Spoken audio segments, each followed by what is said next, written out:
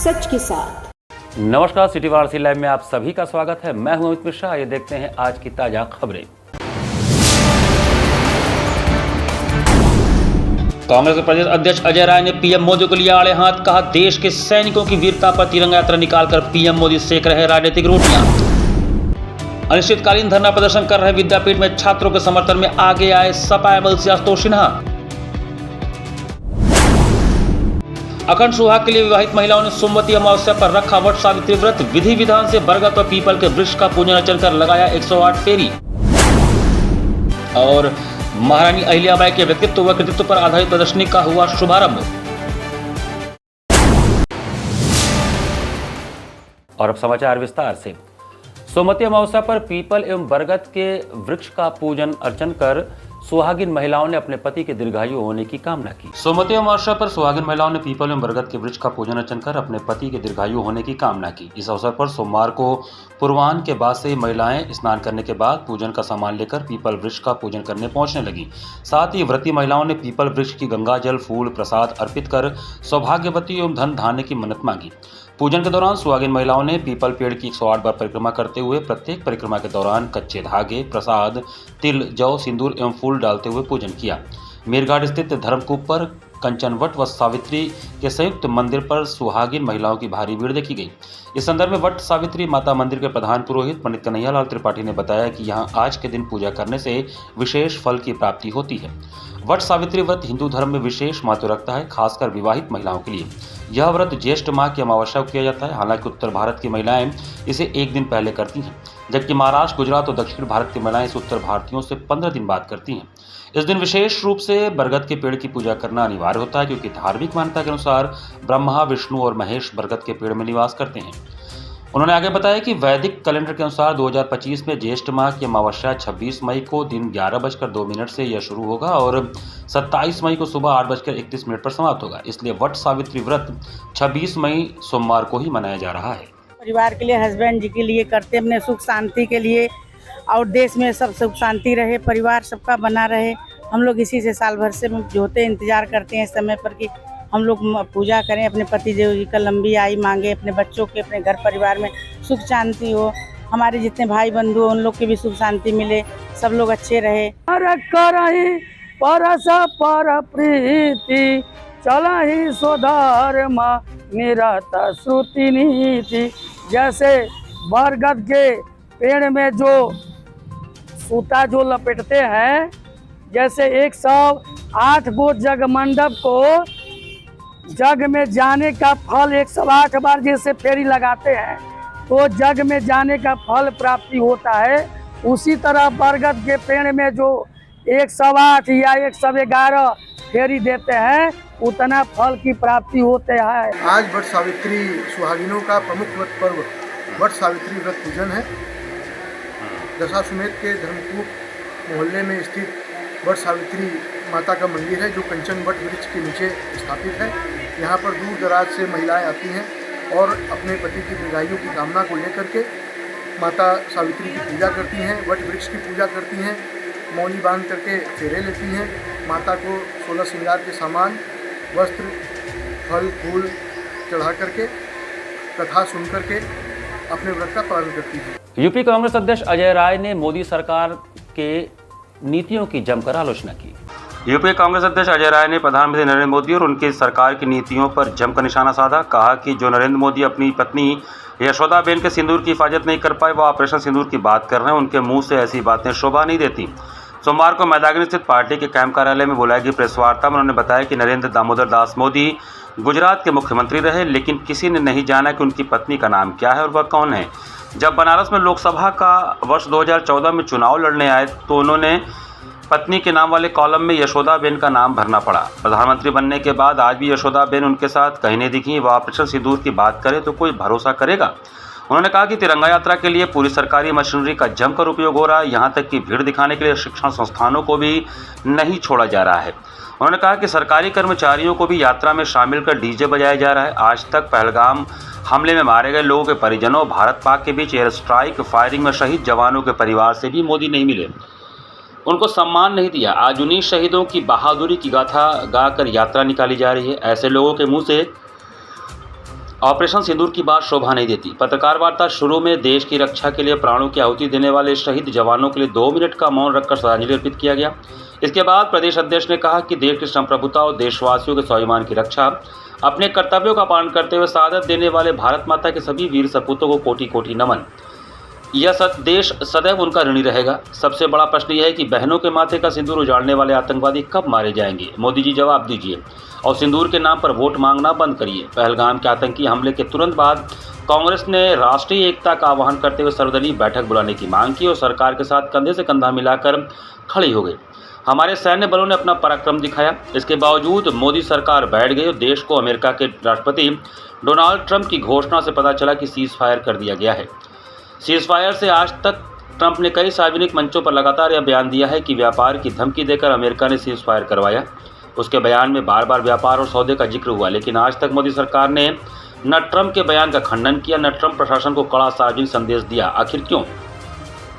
मोदी जी की इस चुप्पी के बाद हर सच्चे देशभक्त के मन में सवाल उठना स्वाभाविक है कि क्या हमारी माताओं बहनों के सिंदूर की पवित्रता को, भारत की गौरवशाली सेना के शौर्य और पराक्रम को व्यापारियों के व्यापार के लिए अपमानित किया गया? किस मजबूरी और किस दबाव में मोदी ने अमेरिका की धमकी के सामने घुटने टेक दिए? देश की संप्रभुता और स्वाभिमान की रक्षा करने की जगह व्यापारियों के व्यापार की रक्षा मोदी के लिए क्यों ज़्यादा जरूरी हो गया? इस सवाल का जवाब देना पड़ेगा कि किस मजबूरी में उन्होंने देश की संप्रभुता और स्वाभिमान से समझौता किया। ये कि आज ये पूरी तरीके से जो देश के लोग अपने सेना के साथ, अपने बहादुर जवानों के साथ खड़े हैं, उसमें जो मार्केटिंग तिरंगा यात्रा, डीजे बजा रहे हैं, शहनाई बजा रहे हैं, कहीं पर भी शहीदों के लिए 2 मिनट का मौन नहीं रखा जा रहा, शहीदों की को शोक संवेदना नहीं की जा रही और तिरंगा यात्रा निकाल रहे हैं जिसमें पूरे सरकारी तंत्र का इस्तेमाल हो रहा है।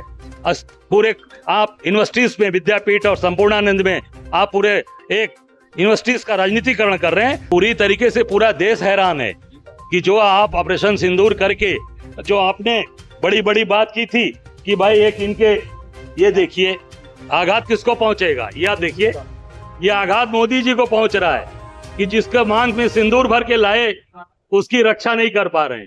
तो आघात तो सीधे सीधे मोदी जी, गांधी परिवार तो बात कह रहा है कि भाई जो आप जिस तरीके की आपसे सवाल किए गए उसका जवाब दीजिए कि जयशंकर ने कहा कि हमने बता दिया था पहले ही, ऑपरेशन के पहले ही, कि हम आतंकवादी अड्डे पर हमला करने वाले हैं और अलर्ट कर दिया। उसी का राहुल जी ने जवाब कहा कि भाई इसका जवाब दीजिए। जयशंकर बोले या देश के प्रधानमंत्री जी बतावें कि क्या ये जो आपने बता दिया था जिससे आतंकवादी वहां छिपे रहेंगे, वो क्या जो आतंकवादियों ने हमारे नौजवान, हमारे देश के नागरिकों को मारा पहलगाम में, क्या उनको मिट्टी में मिलाया आपने?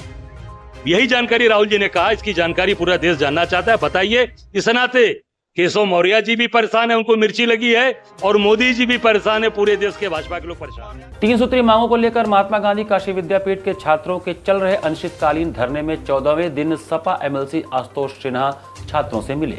3 सूत्री मांगों को लेकर अनिश्चितकालीन धरना प्रदर्शन कर रहे महात्मा गांधी काशी विद्यापीठ के छात्रों के समर्थन में 14वें दिन समाजवादी पार्टी के एमएलसी आशुतोष सिन्हा धरना स्थल पर पहुंचे। इस दौरान आशुतोष सिन्हा ने छात्रों से वार्ता किया। छात्रों को संबोधित करते हुए उन्होंने कहा कि अगर छात्रों की बात नहीं सुनी गई तो शिक्षा मंत्री एवं योगी आदित्यनाथ का घेराव किया जाएगा। बीजेपी सरकार पर निशाना साधते हुए उन्होंने कहा कि महाविद्यालय एवं विश्वविद्यालय शिक्षा का मंदिर हुआ करता था जिसको धंधा बना दिया गया है। एमएलसी आशुतोष सिन्हा ने आगे कहा कि महात्मा गांधी काशी विद्यापीठ में ग्रामीण क्षेत्र के गरीब बच्चे पढ़ने आते हैं। यहाँ पर पढ़ाई के नाम पर फीस वृद्धि कर दी गई है, जबकि पेड सीटों की संख्या बढ़ा दी गई है। एडमिशन एंट्रेंस की जगह मेरिट के आधार पर किया जाएगा। आशुतोष सिंह ने कहा कि परीक्षा के समय अगर कोई बच्चे का तबीयत खराब हो गया और उसका मार्क्स कम आया तो उसको सुधार करने के लिए अवसर नहीं मिलेगा, जबकि एंट्रेंस में वह अपनी योग्यता दिखाकर एडमिशन प्राप्त कर सकता है। विश्वविद्यालय प्रशासन से हम इस विषय को लेकर वार्ता करेंगे। छात्रों के आंदोलन को लेकर हम इसको आगे तक ले जाएंगे। जरूरत पड़े तो शिक्षा मंत्री व मुख्यमंत्री को भी घेरने का काम करेंगे। हमारे विश्वविद्यालय में जो छात्र पढ़ने आते हैं, गरीब मजदूर किसान का बेटा जो पढ़ने आता है, और लगातार प्रशासन जो विश्वविद्यालय का है ऐसी मनमानी कर रहा है कि जो पेड सीट पहले 33% थी उसको बढ़ा के 50% कर दिया कि आप सामान्य जो रेगुलर छात्र हैं वो कम पढ़ें और पेड सीट के बच्चे ज़्यादा पढ़ें। साथ ही साथ उसने फीस भी बढ़ा दिया, जो एंट्रेंस एग्ज़ाम भी लेना बंद कर दिया। अब बिना एंट्रेंस के एग्ज़ाम बच्चे मेरिट पे एडमिशन लेंगे। मान लीजिए कोई अगर बच्चा जिसकी तबीयत खराब रही हो या किसी मजबूरी की वजह से उसके नंबर अगर कम आ गए तो क्या उसको विश्वविद्यालय में पढ़ने का अधिकार नहीं रहेगा? तो उसको फिर मौका मिलना चाहिए, मेरिट से एग्ज़ाम नहीं होना चाहिए, एंट्रेंस एग्ज़ाम होना चाहिए। इस लड़ाई को भी हम लड़ने का काम करेंगे और जो फीस बढ़ा दी गई है उस फीस को वापस सरकार मैंने ये विश्वविद्यालय प्रशासन करे। इस लड़ाई में हम छात्रों के साथ खड़े हैं और छात्र लगातार मैंने देखा है कि लोग कैसे अपने बच्चों को पढ़ाते हैं और इसलिए मैं चाहता हूं कि इस लड़ाई में सारे लोग मिलजुल कर संघर्ष करने का काम ये छात्र करें, उनको बधाई देते हैं। विश्वविद्यालय प्रशासन से मैं आज मिलने की बात काम करूंगा और साथ ही साथ जरूरत पड़ेगी तो उसको शिक्षा मंत्री से मिलने का काम करेंगे। पुण्यश्लोक लोकमाता अहिल्याबाई होलकर के त्रिशताब्दी स्मृति अभियान के अंतर्गत गुलाब बाग स्थित भाजपा कार्यालय पर महारानी अहिल्याबाई के व्यक्तित्व व कृतित्व पर आधारित प्रदर्शनी लगाई गई। पुण्यश्लोक लोकमाता अहिल्याबाई होलकर त्रिशताब्दी स्मृति अभियान पर 31 मई तक भाजपा की ओर से विभिन्न कार्यक्रम आयोजित किए जाने हैं। इसी क्रम में सोमवार को गुलाब बाग सिगरा स्थित पार्टी कार्यालय पर अभियान संयोजक जगदीश त्रिपाठी व एडवोकेट अशोक जाटव के संयोजन में महारानी अहिल्याबाई होलकर के व्यक्तित्व व कृतित्व पर आधारित प्रदर्शनी का आयोजन किया गया। प्रदर्शनी का उद्घाटन भाजपा महानगर अध्यक्ष प्रदीप अग्रही ने फीता काटकर किया। कार्यक्रम को संबोधित करते हुए उन्होंने कहा कि प्रदर्शनी के माध्यम से महारानी अहिल्याबाई के कृतित्व को लोगों ने देखा। युवा पीढ़ी को पुण्यश्लोक राजमाता अहिल्याबाई के बारे में अवश्य जानना चाहिए, जिससे वह अपने जीवन को राष्ट्रीय पुनर्निर्माण के पवित्र कार्य में प्रतिबद्धता पूर्वक लगा सके। उन्होंने कहा कि महारानी अहिल्याबाई ने अपने राज्य की सीमाओं के बाहर पूरे भारत के प्रसिद्ध तीर्थ स्थानों में मंदिर बनवाए, सरोवर, घाटों, कुओं और बावड़ियों का निर्माण कराया। उनके जीवन पर आधारित इस प्रदर्शनी का उद्देश्य जन जन तक उनकी कृतियों को पहुंचाना है ताकि लोग इसका अनुसरण करें। प्रदर्शनी उद्घाटन के अवसर पर मुख्य रूप से चंद्रशेखर उपाध्याय, आत्मा Vishweshwar, engineer Ashok Yadav, Madhukar Chitransh, advocate Ashok Jatav, Jagdish Tripathi, media प्रभारी किशोर सेठ, कुसुम पटेल, डॉक्टर रचना अग्रवाल, प्रज्ञा पांडे, योगेश सिंह पिंकू, बबलू सेठ, तारकेश्वर गुप्ता, बंटी, राजीव सिंह डब्बू, मनोज सोनकर, अतुल सिंह, ब्रिजेश चौरसिया, मधुप सिंह, प्रमोद यादव, मुन्ना, रवि खरवार, मंजू सिंह, रवि राय, हिलमिल सहित पार्टी पदाधिकारी व कार्यकर्ता मौजूद रहे।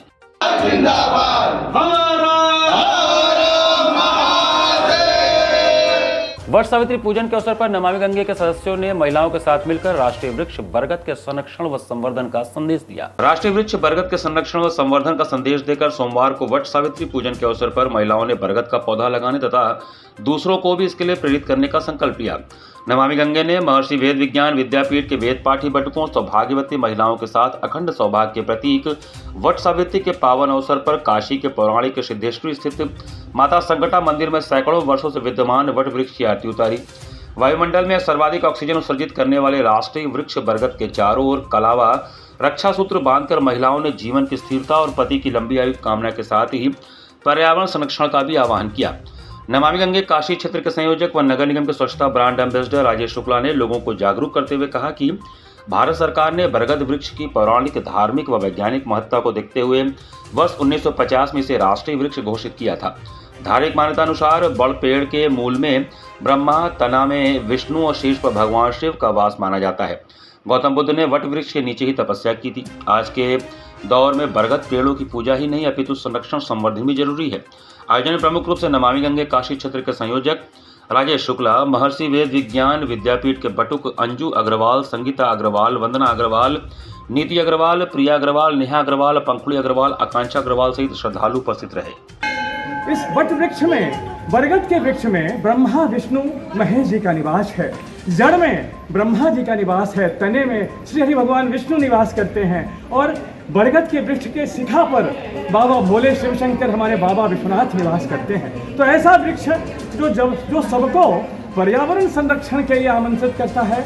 आज ऐसे वट वृक्ष को लगाने की आवश्यकता है, उसके संवर्धन भी जरूरी है और हम मिलकर यहाँ आज संकल्प लें कि हम अपने वट वृक्ष को, जो कि राष्ट्रीय वृक्ष है, निरंतर संरक्षण करेंगे, उनको लगाएंगे।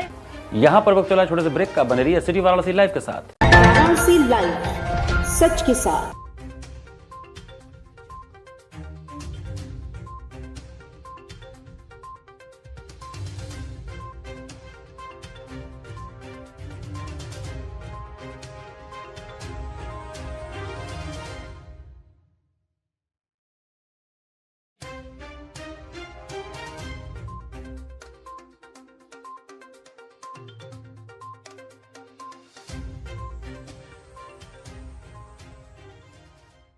वाराणसी लाइव, सच के साथ। ब्रेक के बाद आपका स्वागत है। आगामी 7 जून को बकरीद पर्व के मद्देनजर बेनियाबाग मंडी में बकरों के बिकने का सिलसिला शुरू हो गया है। आगामी 7 जून को बकरीद का पर्व प्रतिवर्ष की भांति इस वर्ष भी मनाया जाएगा, जिसको देखते हुए बेनियाबाग पार्क में बकरा मंडी मेला लगाया जा रहा है। मेले में 26 मई से बकरा बिकना शुरू होगा, जो 6 जून तक लगातार चलता रहेगा। मेले में भीड़ को देखते हुए सीसी कैमरे, लाइट, पानी आदि की विशेष व्यवस्था की गई है। वहीं भीषण गर्मी को देखते हुए जानवरों के लिए चारा पानी की भी विशेष व्यवस्था की गई है। आयोजक मोहम्मद स्वाले मजीद एवं कलाम कुरैशी ने बताया कि हमारी स्मार्ट सिटी से परमिशन हो गई है और सारी व्यवस्थाएं हो गई हैं। पूरे मेले में बकरों के टीन शेड लगाए गए हैं। इस मेले को आयोजकों द्वारा पूरी व्यवस्था के साथ चलाया जाएगा। दूर दूर से आए व्यापारियों के लिए भी खास व्यवस्था है। पुलिस प्रशासन की खास व्यवस्था की गई है। वार्ता के दौरान आयोजन समिति के लोग उपस्थित थे। मेले में सारी व्यवस्था है। जो भी व्यापारी भाई हमारे दूर दराज से आ रहे हैं उनके लिए सारी व्यवस्था है। भीषण गर्मी को देखते हुए पानी, चारा, व्यापारी भाइयों के लिए सारी सुविधा पूरी एकदम उपलब्ध है। मेले में कहाँ के व्यापारी आ रहे हैं और क्या क्या बिक्री होगा? मेले में सिर्फ बकरा बिकेगा। अगर भेड़े में दुम्बा आ जाएगा, मेंढा आ जाएगा, यही बिकेगा। बकरे का कौन कौन सा नस्ल है? बकरे में बरबरा भी रहेगा, गोरखपुरी भी रहेगा और राजस्थानी भी रहेगा, अजमेरा भी रहेगा, सब इसमें नस्ल रहेगा। 26 तारीख से 26 मई से शुरू होगा और ये चलेगा 6 जून तक चलेगा। इस मेले में व्यापारियों की सारी सुख सुविधा है और जितना भी तिरपाल, टीन शेड, जितना लाइट, पानी, बत्ती, सारी व्यवस्था सब इंतजाम किया गया है और शासन प्रशासन की अनुमति से सारा ये काम हो रहा है। सामाजिक कार्यकर्ता पूर्व पार्षद हाजी मोहम्मद शाहिद अली मुन्ना ने अपने पैसे से साथियों और मिस्त्री के साथ मिलकर टूटे फूटे नई सड़क चौराहे का मरम्मत करवाया। शहर के बीचों बीच नई सड़क चौराहा जो टूटा फूटा क्षतिग्रस्त होने से वर्षों से अपनी बदहाली किस्मत पर रो रहा था, उसके मरम्मत और जीर्णोद्धार का कार्य सामाजिक कार्यकर्ता पूर्व पार्षद हाजी मोहम्मद शाहिद अली मुन्ना ने अपने पैसे से अपने साथियों और राजमिस्त्री के साथ करने का सराहनीय प्रयास किया।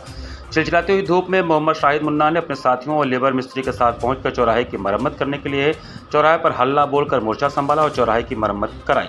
हम संदेश शहर के लोगों को ये देना चाहते हैं कि बनारस में जो पर्यटक आते हैं, दर्शनार्थी आते हैं, स्नानार्थी आते हैं, वो यहाँ से एक अच्छा मैसेज लेकर के जाएं कि बनारस साफ सुथरा अच्छा शहर और इस देश के प्रधानमंत्री माननीय नरेंद्र मोदी जी का संसदीय क्षेत्र, यहाँ पे सब कुछ अच्छा है। इसी हिसाब का हम संदेश लोगों को देना चाहते हैं। काशी वंदन सांस्कृतिक कार्यक्रम में तेलंगाना से आए कलाकारों ने अपने नृत्य का बेहतरीन प्रदर्शन किया। रविवार को जिला प्रशासन वाराणसी में वर्तमान मंडलायुक्त एस राजलिंगम के पहल पर आयोजित होने वाले काशी वंदन सांस्कृतिक कार्यक्रम में तेलंगाना आंध्र प्रदेश से आई हुई बच्चियों ने नृत्य की अद्भुत प्रस्तुति दी।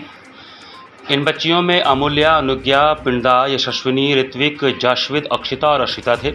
संगत कलाकारों के रूप में वालिन पर इन बच्चों का साथ दिया पंडित सुखदेव मिश्रा ने, पखावज पर साथ दिया डॉक्टर बी सत्यवर प्रसाद ने और गायन पर स्वयं इन बच्चों के गुरु मास्टर वेणुगोपाल वर प्रसाद जी ने बच्चों का साथ दिया। कार्यक्रम का प्रारंभ गज गणेश नामक कार्यक्रम से गणेश प्रस्तुति से हुआ। उसके बाद पुष्प वंदना और अंत में ज्यावली से कार्यक्रम का सुगत समापन हुआ। कार्यक्रम का संचालन एवं धन्यवाद ज्ञापन तरुण कुमार सिंह ने किया। कार्यक्रम संयोजक अंशुमान महाराज रहे।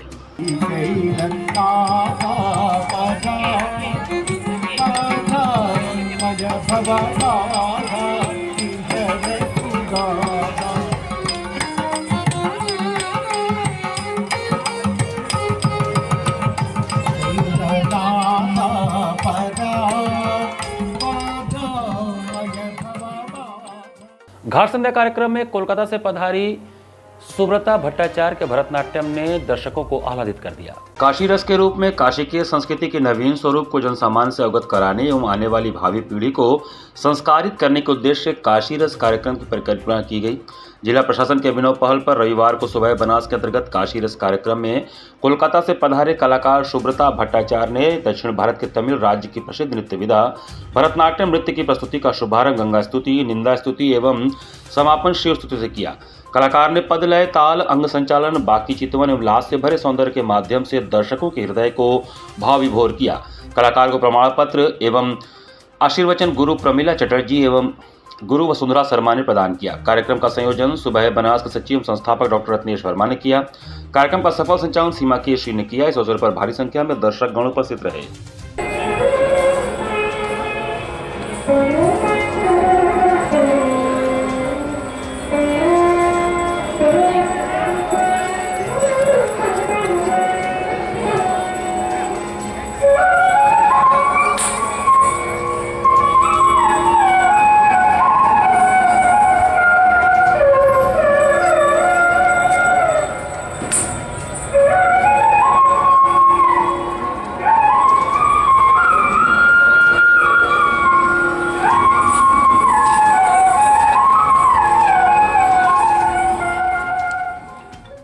महामना पंडित मदन मोहन मालवीय स्मारक क्रिकेट टूर्नामेंट में Kalika Choubey cricket club champion बना। महामना पंडित मदन मोहन मालवीय स्मारक क्रिकेट टूर्नामेंट के फाइनल मुकाबले में गेंदबाजों ने कालिका चौबे क्रिकेट क्लब महामना पंडित मदन मोहन मालवीय स्मारक क्रिकेट टूर्नामेंट में चैंपियन बने। रविवार को खेले गए फाइनल मैच में उन्होंने बॉयज क्रिकेट एकेडमी को 6 विकेट से हराया। बीएचयू के रुइया मैदान पर खेले गए 20 ओवर के मैच में बॉयज एकेडमी ने टॉस जीतकर पहले बैटिंग किया। उनका निर्णय सही साबित नहीं हुआ। उनके बल्लेबाज कालिका क्लब के गेंदबाजों का सामना नहीं कर सके। ओपनिंग जोड़ी कुछ खास नहीं कर सकी। सचिन 5 रन तो निखिल यादव बिना कोई रन बनाए आउट हो गए। तीसरे नंबर पर बैटिंग करने आए सत्यप्रकाश ने संभल कर बैटिंग करने की कोशिश की, लेकिन वह भी 12 रन ही टीम के स्कोर में जोड़ सके। शिव महिमा भी 10 के निजी स्कोर के बाद आगे नहीं बढ़ सके। 7वें नंबर पर बैटिंग करने आए अभय ने 26 रन बनाकर टीम के स्कोर को आगे बढ़ाने की कोशिश की। अपनी पारी में 3 चौके भी लगाए। अमन ने उनका साथ दिया और एक चौके की मदद से 15 रन बनाए। बॉयज एकेडमी की पूरी टीम 97 रन पर ऑल आउट हो गई। कालिका क्लब की ओर से गोविंद ने 14 रन देकर 3 विकेट लिया। अरुण ने 13 रन देकर 2 खिलाड़ियों को आउट किया। चिरंजीवी व अरमान को 1 विकेट मिला। जवाब में बैटिंग करने उतरी कालिका क्लब की ओपनिंग जोड़ी भी जल्दी टूट गई, लेकिन सत्यम ने टीम को संभाला। उन्होंने 32 बॉल पर 6 चौकों की मदद से 37 रन बनाए। सिद्धांत ने 16, चिरंजीवी ने 11 व अरमान ने नाबाद 14 रन बनाकर जीत के लिए जरूरी रन बना लिए। बॉयज क्लब की ओर से सचिन ने 4 ओवर में 25 रन देकर 3 विकेट लिए। विजेता टीम को श्री काशी विश्वनाथ मंदिर ट्रस्ट के मुख्य कार्यपालक अधिकारी विश्वभूषण मिश्र ने चैंपियंस ट्रॉफी प्रदान की। मेरे गेस्ट लोग आए थे और मैंने बहुत अपनी बात ऊपर पहुंचाने के लिए मुझे बहुत सारे लोगों ने आश्वासन दिया है कि नहीं, ये जो भ्रष्टाचार है, चूंकि मेरे पास ये प्रूफ है, प्रमाण है, मेरे पास उनका अखबार को और मेरे खिलाड़ियों को पत्र द्वारा उन्होंने जो धमकाया है उसकी पत्र की कॉपी भी मैं प्राप्त कर चुका हूं, जिसमें उन्होंने बहुत संगीन तरीके से हमारे खिलाड़ियों का आरोप लगाया है कि तुम लोग अगर खेलोगे तो तुम्हारा कैरियर हम खराब कर देंगे इस टूर्नामेंट। और इस टूर्नामेंट में हमारे जो जावेद जी हैं, उनको सबसे बड़ा जो चिढ़ है इस टूर्नामेंट से वो ये है कि हमारे जो टूर्नामेंट का आयोजन का जो कप का नाम है वो कैलाश मानसरोवर मुक्ति साधना कप है। तो चूंकि वो उनको इससे चिढ़ है कि ये इतने बड़े आ गए कि मुक्ति कब कर रहे हैं, उनका मुक्ति के लिए, भोलेनाथ की मुक्ति का आंदोलन चला रहे हैं। तो एक तरह का उनको चिढ़न हुआ इस शब्द से, इस कप के नाम से, इसीलिए उनको चाह नहीं रहे थे कि ये टूर्नामेंट आगे चले। मकसद यही था। इसी के साथ सिटी वाराणसी लाइव का ये संस्करण हम ही समाप्त करते हैं। मुझे दीजिए आज्ञा। नमस्कार।